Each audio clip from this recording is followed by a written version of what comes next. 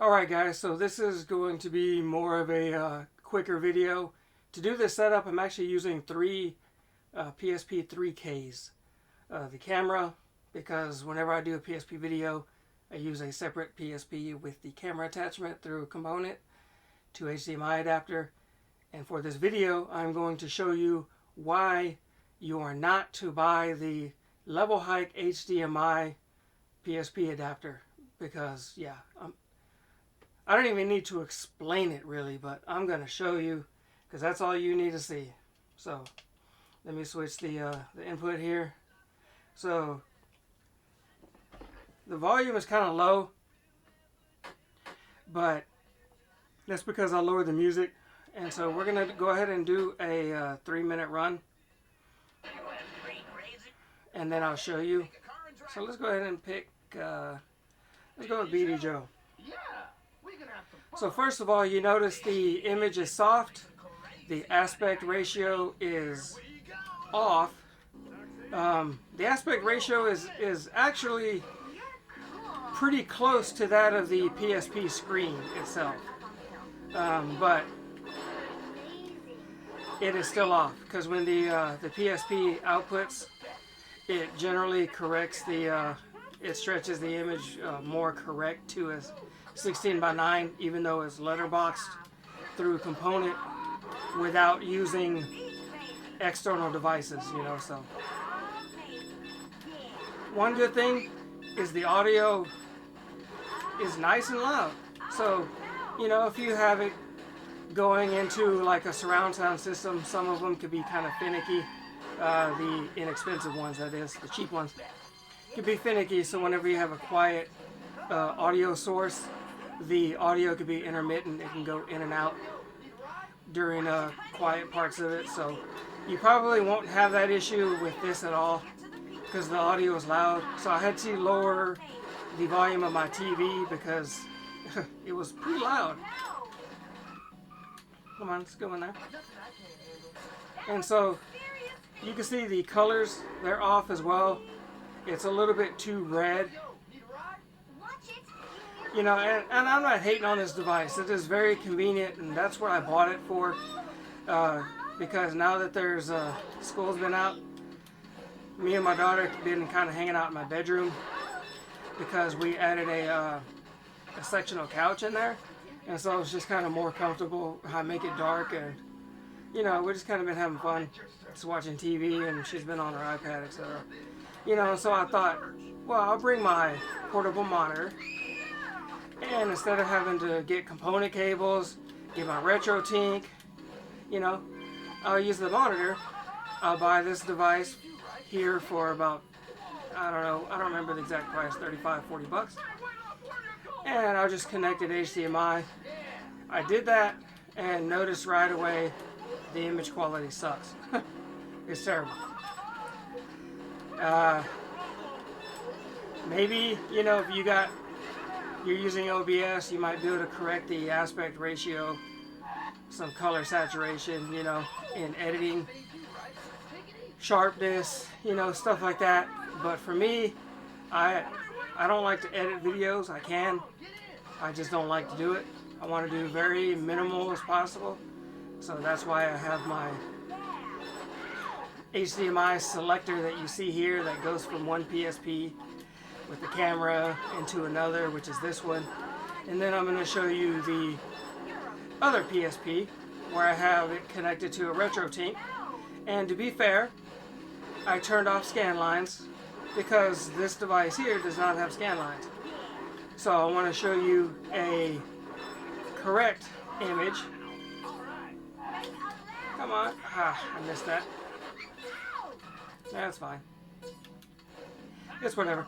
I wanted to show you a correct aspect ratio without scan lines, just to be 1:1 and be fair, you know. So let's go ahead and I'll grab that other PSP here in just a second and register that so I can get it off the screen. Here we go. Now I'm going to switch the source. Here is the other PSP with the RetroTINK. As you can see, it's much sharper. The aspect ratio is correct. we're going to get BD Joe here again.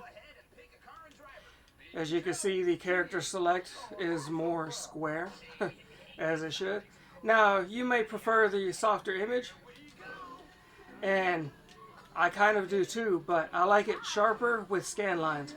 So what I'm going to show you here is just the sharp image first, and then I'm going to put on scan lines so you can see how I normally play. This way you could say, oh, well, you know, the softer image is better, but actually, you're going to see here in just a second. I'll turn on scan lines and you'll see, but the colors, more vibrant, accurate to what they should be.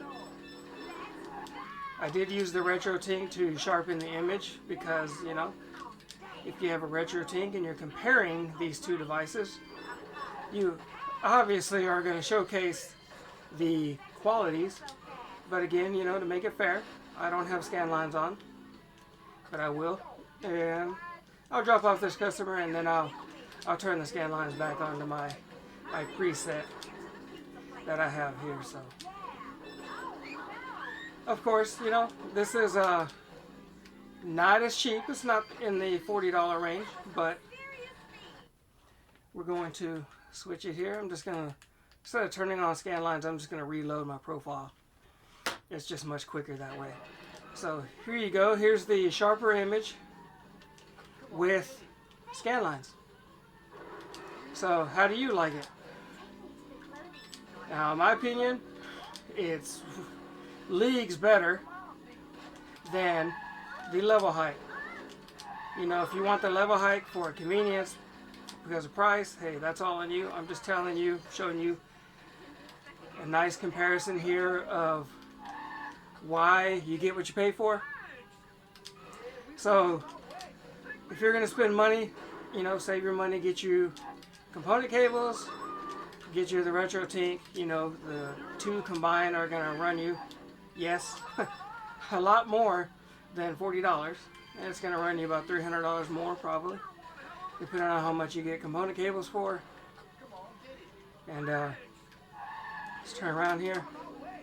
And the RetroTINK, I believe it's priced at $300. I don't think there's a shortage of them now, so you can pretty much place your order and get one.